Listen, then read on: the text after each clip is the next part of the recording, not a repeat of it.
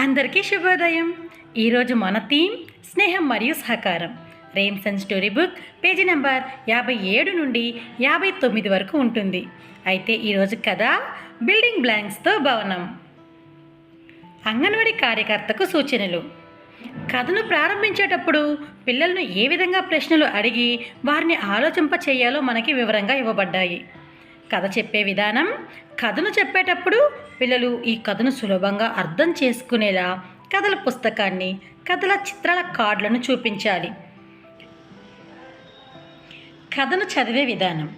కథను మనం ఈ 3 పద్ధతులు పాటించడం తప్పనిసరి. పిల్లలతో కలిసి పేజీలు తిరగేయండి. కథల పుస్తకంలోని వాక్యాలపై వేలు పెట్టి చూపిస్తూ బిగ్గరగా కథను చదవండి. పిల్లలతో కలిసి కథను చదవండి. కథను ఎలా చదవాలి? కథను అందరూ కలిసి చదవండి. కథను 2-3 సార్లు బిగ్గరగా చదివి వినిపించండి. తరువాత పేజీ నెంబర్ 42లో ఇచ్చిన విధంగా కలిసి చదువుకోవడంలోని దశలను పాటించండి. ఇప్పుడు కథ చూద్దామా? రాణి, రాజు, కావ్య అనే 3 స్నేహితులు ఉండేవారు. వీరికి మైదానంలో గడ్డి మీద ఆడటం, ఊయల ఊగడం, జారుడు బల్ల మీద జారడం లాంటి ఆటలు ఆడుకోవడం అంటే చాలా ఇష్టం. ఒకరోజు వారు రంగురంగుల బ్లాంక్స్తో చాలా ఎత్తైన టవర్ని నిర్మించాలని అనుకున్నారు. రాజు దగ్గర ఎర్ర బ్లాంక్స్, రాణి దగ్గర నీలం బ్లాంక్స్, కావ్య దగ్గర పసుపు బ్లాంక్స్ ఉన్నాయి. వారు ఒక్కొక్కటిగా బ్లాంక్స్ను పెడుతూ టవర్ కట్టడం ప్రారంభించారు. కానీ ఆ టవర్ నిలబడకుండా అస్తమానం పడిపోయేది.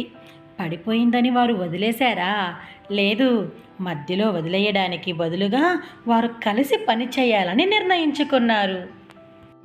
రాజు తన ఎర్ర బ్లాంక్స్ను రాణికిచ్చాడు. రాణి ఎర్ర మరియు నీలం బ్లాంక్స్ను కింది భాగం కట్టింది.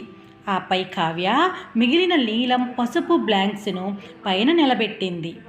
వారు పనిని పంచుకొని కలిసి పని చేయడం వల్ల ఆ మైదానంలో ఇంతకు ముందు ఎవ్వరు చూడనంత ఎత్తైన టవర్ను కట్టారు. ఆ టవర్ను చూసి వారు చాలా ఉత్సాహపడిపోయారు.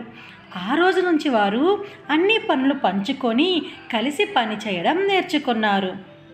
మరెన్నో కొత్త కొత్త పనులు చేయాలని తెలుసుకున్నారు. ఆ రోజు నుంచి మైదానంలో ప్రతిరోజు ఆనందంగా మరియు వినోదంగా కలిసి గడపాలని నిర్ణయించుకున్నారు. ఈ కథ చాలా బాగుంది కదా.